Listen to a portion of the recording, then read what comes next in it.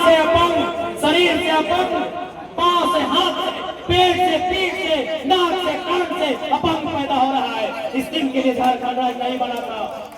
इसलिए आज जनता को अपने आक्रोश को सही जगह इस्तेमाल करना होगा। हमने आखिर क्या गुनाह किया था? आज लोग हमारी संपदा पे, हमारी खनिजों पे नजर गड़ा रहे हैं। कभी कभी ऐसा लगता है कि हमारा अपराध इतना ही है कि हमारे पास जमीनें हैं। यदि हमारे पास जमीनें नहीं होती तो आज ये प्रशासन पुलिस के नेतृत्व में लाठियां बरसाने का काम नहीं करते।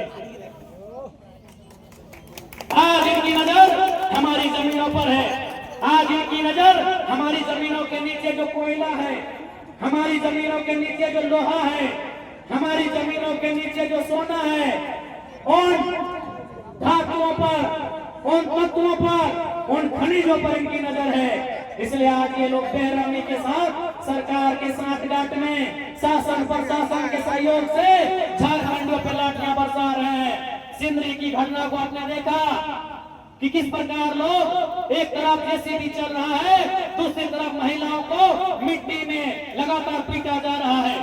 अरे पुलिस प्रशासन तो छोड़िए, कंपनी के गुंडे उन पर लाठियां बरसा रहे हैं। ये झारखंड की सच्चाई है, ये झारखंड की कड़वी सच्चाई है, जिसको हर एक झारखंडी को स्वीकार करना होगा कि हमने ये राज किनके लिए बनाया था। हमने ये राज गुजरात, हैदराबाद के कॉर्पोरेट के लिए नहीं बनाया था। हमने ये राज्य बिहार, उत्तर प्रदेश के ठेकेदारों के लिए नहीं बनाया था। हमने ये राज्य पश्चिम बंगाल, उड़ीसा के बाबुओं के लिए नहीं बनाया था। हमने ये राज्य यहाँ के शोषित, वंचित, उत्पीड़ित लोगों के लिए बनाया था। वे आज भी शोषित हो रहे हैं, वे आज भी वंचित हो रहे हैं, वे आज भी पीड़ित हो रहे हैं। नहीं बनाया था। आज यहाँ हजारों करोड़ का मुनाफा कमाएगी। हमने ये राज्य नहीं बनाया था कि गुजरात और राजस्थान की कंपनी यहाँ हजारों करोड़ का रुपया कमाएगी। हमने ये राज्य इसलिए भी नहीं बनाया था कि उत्तर प्रदेश और बिहार के लोग ठेका लेंगे। हमने राज्य इसलिए भी नहीं बनाया था कि बंगाल, उड़ीसा के लोग यहाँ मैनेजर बनेंगे। हमने ये राज्य झारखंड के आदिवासी, झारखंड के मूलवासी, झारखंड के शोषित, वंचित लोगों के लिए बनाया था। आज भी झारखंड के शोषित, वंचित लोग अपने हक अधिकार की लड़ाई में लाठियां खाने का काम कर रहे हैं। आज भी लाठियां खा रहे हैं। इसलिए मैं आग्रह करूंगा नौजवानों से कि अब समय आ गया है कि आपको कलम के साथ साथ अपनी लड़ाई को आंदोलन के माध्यम से भी लड़ने की। मैं तमाम दीदी बहनों से भी ये कहूंगा कि आज कोल्हान की सरजमी में बहुत सारी वीरांगनाएं पैदा हुई हैं। आज आपको उसे दोहराने की आवश्यकता है। मेरी माँओं, मेरी बहनों, मेरी दीदियों, आज उसे दोहराने की आवश्यकता है। कभी किसी जमाने में इस बात की गवाही दे रही है,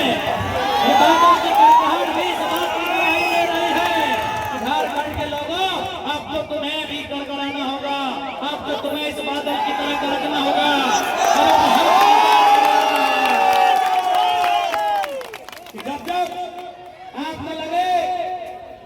जब आपको लगे कि आप कमजोर पड़ रहे हैं, याद रखिएगा महात्मा गांधी ने एक अर्धनग्न फकीर ने एक लाठी से, न तीर से, न तलवार से, न गोली से, न बंदूक से, एक अर्धनग्न आधा कपड़ा पहनने वाले गांधी ने एक लाठी से अंग्रेजों को खदेड़ देने का काम किया था।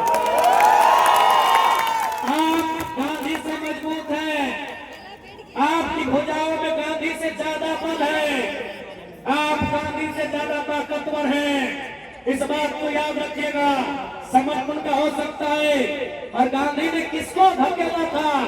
उस अंग्रेज के प्रधानमंत्री को, उस ब्रिटेन के प्रधानमंत्री को, जिन्होंने दुनिया में इंडिया जैसे जैसे 50 देश को गुलाम बनाया था।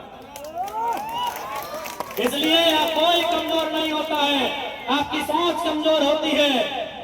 हम वीरों के अनुयायी हैं, हम वीरों के पुत्र पुत्रियां हैं। हमारे पूर्वजों ने अंग्रेजों के दांत उस समय खट्टे किए थे जब बिहार और बंगाल ने उनकी गुलामी को स्वीकार किया था।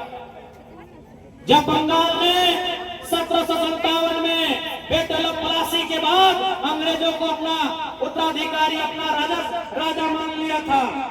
जब बिहार में बैटल ऑफ बक्सर की लड़ाई के बाद 1764 के बाद अंग्रेजों की गुलामी को स्वीकार कर लिया था, 1769 में यही खालबोम और हमने चुहार विद्रोह करके अंग्रेजों के दांत खट्टे किए थे। हम उन वीरों के वंश हैं। हम मानते हैं आज कानूनी दांवपेच के कारण नई नीतियां बनाकर हमारी जमीनों पर अधिग्रहण करने का काम किया गया है। लेकिन समय सबका आता है। आज समय हमारे खिलाफ है, इसका मतलब नहीं कि हमेशा खिलाफ रहेगा। बस आप आने वाली पीढ़ी को संघर्ष करके बताते रहिएगा कि हमारे साथ जुल्म का इंतकाम कहां तक हुआ है। यदि आज आप नहीं बोल पाते हैं, यदि आज आप चुप रह जाते हैं, तो आपकी आने वाली पीढ़ी गूंगी होगी। इसीलिए हमें बोलना है, हमें इसलिए संघर्ष करना है कि आने वाली पीढ़ी हमें देखे, हमसे सीखे कि हमने अपने राज्य में क्या क्या खोया है। और भी राज्य हैं, हमारे बगल में कई राज्य हैं, आज उनकी स्थिति क्या है, वहां के लोगों की स्थिति क्या है और आज हमारे लोगों की स्थिति क्या है, ये किसी से नहीं छुपी है। इसलिए आज हमारा कर्तव्य बनता है अपने आने वाली पीढ़ी की रक्षा के लिए, अपने हक अधिकार के लिए आज संघर्ष करने की, आज एकजुट होकर लड़ाई लड़ने की। और वर्तमान में जो सरकार है, कहते हैं आदिवासियों की सरकार है। और बताइए, देखिए, दलमा के राजा आदिवासी हैं, हेमरम जी हैं, और आज सरकार दलमा के पहाड़ को बचाने में सुरक्षित नहीं। आज जो आदिवासियों की परंपरा है, जो आदिवासियों की प्रथा है, उन परंपरा और प्रथा को बचाने में सफल नहीं हो पा रही है। आज बहुत विकट दौर से झारखंड राज्य गुजर रहा है।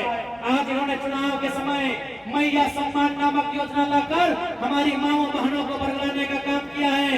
तो हमारी माएं बहनें इनको साफ कह देंगी कि भीख नहीं अधिकार चाहिए, कि भीख नहीं अधिकार चाहिए, हर एक घर को रोजगार चाहिए। और अब हमें मैया सम्मान के नाम पर 2500 नहीं 25,000 चाहिए। 2500 कहा लेंगे, खैरात में कहा लेंगे।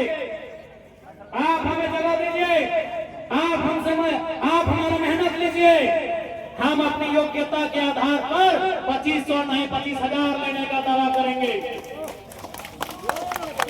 आज झारखंड के युवाओं के साथ, झारखंड के भाई बहनों के साथ जिस प्रकार से यहाँ की सरकारों ने गलत नीतियों को लाते हुए छलने का काम किया है, इसलिए आज आप देखेंगे झारखंड के लोग केवल पुलिस की बहालियों में बचे हैं। हाँ, ये दीदी बहन लोग जो आए हैं पुलिस वाले, यहाँ झारखंड के लोग बचे हैं। आप जाइए टाटा टिस्को के दरवाजे में, वहाँ सारे लोग अन्य राज्यों के चले आए हैं। इसलिए आज इस बार का जब सदन चलेगा तो विस्थापन का मुद्दा है या कंपनियों के द्वारा जबरन जमीन अधिग्रहण का मुद्दा है। भले से विधायक मौन रहे, लेकिन जरा आपको इन विषयों को मजबूती के साथ